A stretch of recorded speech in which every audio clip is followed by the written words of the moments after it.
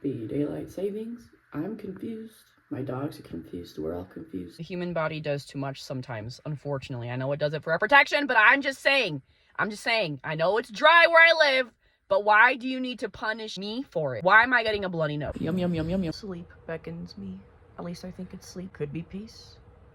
Or maybe a secret third thing. This spring forward bullshit is not looking good on me. Driving is actually so annoying because what do you mean I have to remember to hit the gas, hit the brake, change the AC, change the music? I wouldn't even do that in a simulator. I'm still getting used to rejoining society. Halfway to the car and I forgot a fucking sweater because the grocery store has a completely different climate. If you really want to test your relationship, leave the grocery list at home. If you want to test your patience, leave the patience at home.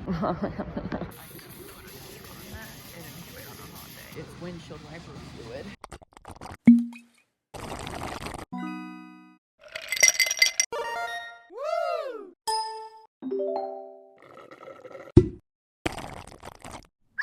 It's 4 p.m. but today for me that means bedtime. Closing time. My fiance knocked on the door and I literally had to tell him no. Please just leave. Give me this time to myself. I felt like shimmery pink eyeshadow today, so that's what we're doing. You'll hear that bird chipping her away.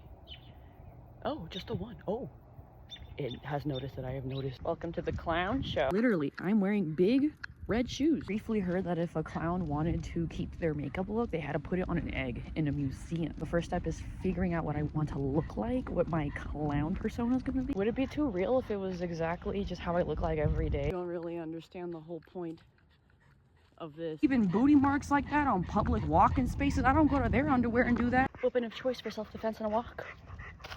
She just pooped the shit out. It's nice and warm. Why can't vet visits be like, I don't know, fucking sunshine and rainbows? We buried my baby girl yesterday. She died suddenly from a hemangiosarcoma. I believe that's how it's pronounced. I'm really good with medical shit, so like back the fuck off. Originally when we took her to the vet, she was just acting weird. She was panting really hard. She was all hunched over. She wouldn't eat, and the eating thing was like my final straw, like broke the camel's back. I said, we're taking her to the vet.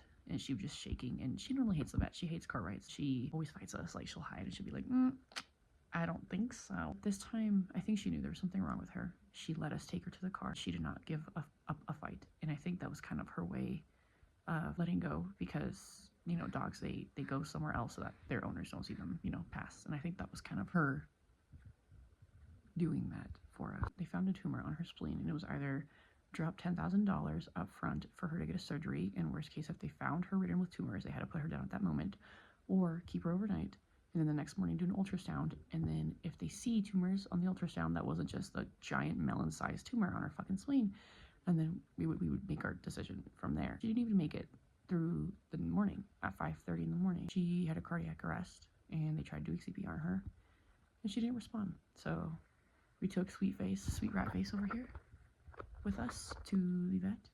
We said our goodbyes.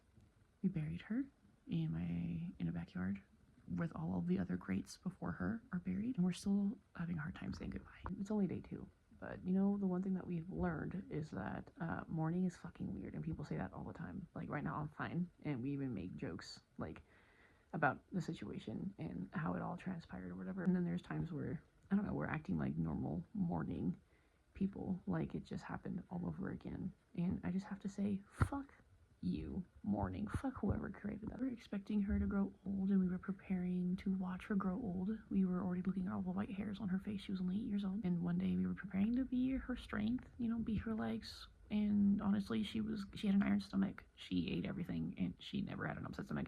It was my other girl over here, who she practically orphaned because she was the older sister and she's the younger sister. She's the one that had the fucking sensitive stomach. It's the typical sensitive shepherd stuff. Probably gonna go cry about it some more for the rest of my life, and I hope I have the space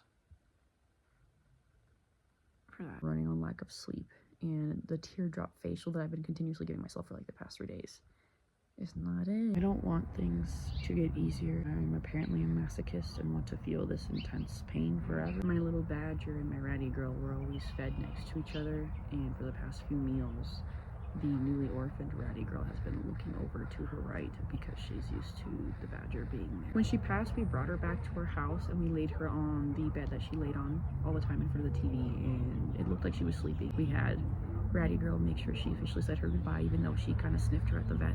But like, she likes seeing all types of animals, and so she was like highly distracted by all the noises going around her, but also like saying bye. So it wasn't really a good shot of her actually saying goodbye and paying her respect. Ratty girl also used that bed, like they would share that bed, but she won't lay there anymore because it probably smells like her sister who was resting peacefully forever on it. This is my I'm definitely gonna cry while we're out having brunch, but we promised someone that we would have brunch with them a few days ago. Fit. Obviously, I know we could cancel, you know, and they'd understand. Like, but it's just, we're trying to be normal. Again, we gotta get into the swing of things. Like, we're not holding ourselves back from crying our fucking eyes out. But also, it's like, we gotta start learning, you know? We can cry and learn at the same time. Also, honestly, for like the past 3 days, we have been kind of acting like Bella when Edward left her. So I feel like it's a good time for us to reintroduce the new normal. Okay, this is insanely sad. We are looking for frames because we're gonna honor our baby in a big way, but I just feel like that was way too in your face for us. This is we're gonna go do errands because we're still mourning our dog, and these errands deal with our dog and honoring her.